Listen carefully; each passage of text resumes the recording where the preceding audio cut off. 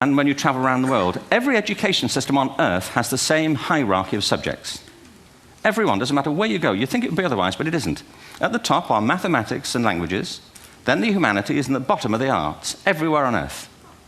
And in pretty much every system, too, there's a hierarchy within the arts.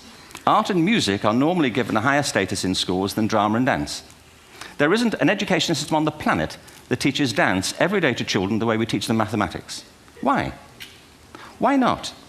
I think this is rather important. I think maths is very important, but so is dance. Children dance all the time if they're allowed to. We all do. We all have bodies, don't we? You know, did I miss a meeting? I mean, I think...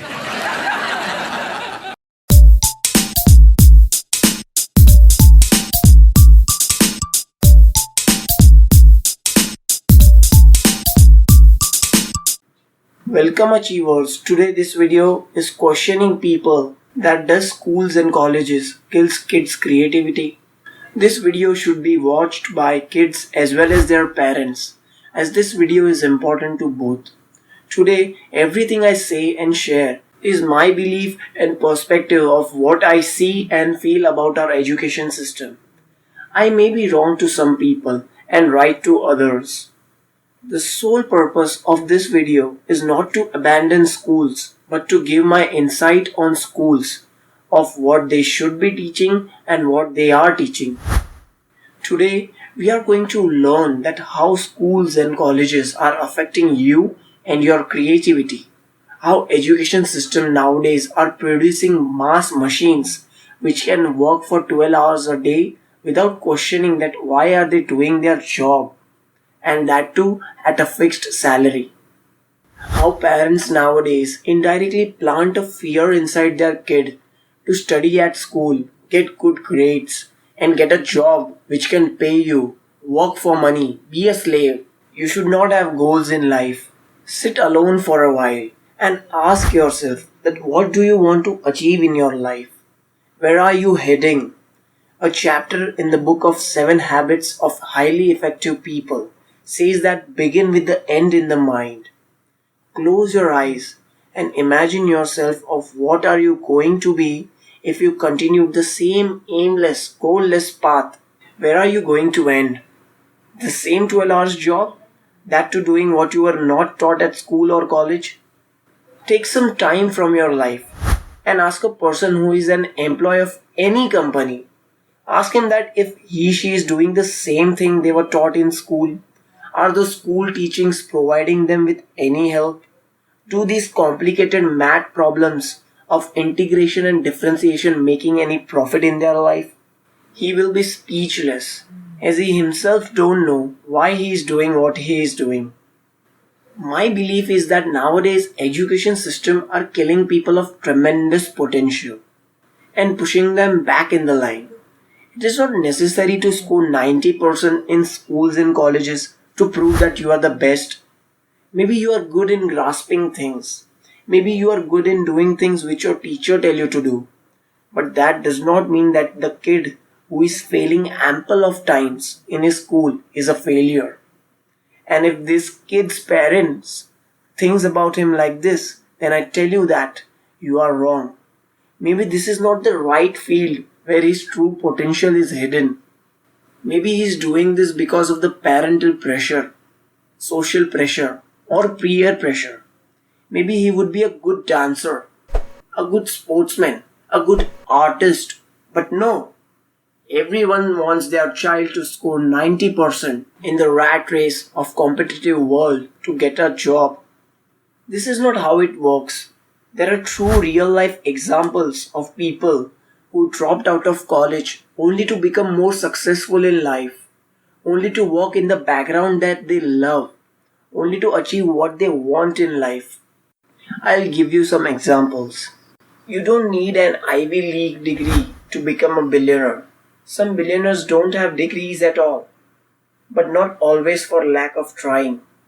Ralph Lauren, the 79-year-old designer, who founded his eponymous fashion company by selling his ties out of his desk drawer while working in an office in the Empire State Building.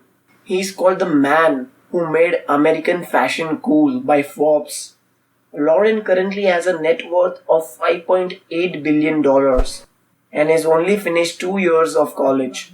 Mark Zuckerberg left Harvard after his sophomore year to focus on Facebook. Zuckerberg founded the social network to help fellow students to learn the name of the people in their classes. He dropped out shortly after. The 35-year-old entrepreneur has a current net worth of $66 billion. Can you imagine that? Michael Dell dropped out of the University of Texas at Austin to sell computers. As a student, Dell spent his spare time upgrading PCs and selling them from his dorm room. He made $180,000 in his first month of business, the summer after his freshman year, and never went back to school. The 54-year-old has a current net worth of $30.6 billion. Larry Ellison dropped out of 2 different universities. The founder of Oracle. He later completed 1 semester in the University of Chicago. Bill Gates left Harvard after 2 years to found Microsoft. In 2010, the Harvard Crimson called Gates Harvard's most successful dropout. He left the Ivy League school during his sophomore year in 1975. The 63-year-old is worth $102 billion according to Forbes. Today's mindset has changed. They don't want to do something on their own. Even parents of these kids fear that what if their kid fails in doing something? How will he earn his living? I'm telling you that these fears and failures weigh equally against this job and false education system. These jobs and education system are slow killing machines, which kills people by blocking and killing their imagination. Do as you are told. Is this the way you want your life? Don't you want more from your life? Kids nowadays feel that these 4-wall rooms are the only rooms where they should study. But it would be good for their own if they soon find out that the life they got gives you learning. The nature gives you learning. Learning is everywhere.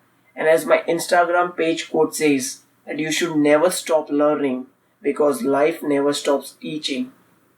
After listening to these examples, I only want to conclude this message that schools should teach children to work for their sole purpose in life, as you saw in the example of Bill Gates. They shouldn't be threatened by the fear of money. Instead, they should be ignited with curious minds. They should be thirsty for the knowledge they want to seek. My conclusion is to let them fail hundreds of times, but just teach them how to be persistent. What if she fails? How will it affect you? Are you gonna run out of money? Good, it will trigger your brain to invent more money instead of hardly asking your brain when you are in a job. No school teaches what to do when one fails. Let me be very clear. How much effort you put is important and not the result of that effort. Let them frustrate for their purpose, but don't kill their curiosity. Instead, kids should learn the principle of life. Teach them that. Thank you for watching this video, guys. If you want to see more such kind of videos, then subscribe. Like if you like the video. Press the bell icon to stay updated. And also follow us on social media. Links are given in the description below. As always, thanks for watching and stay connected.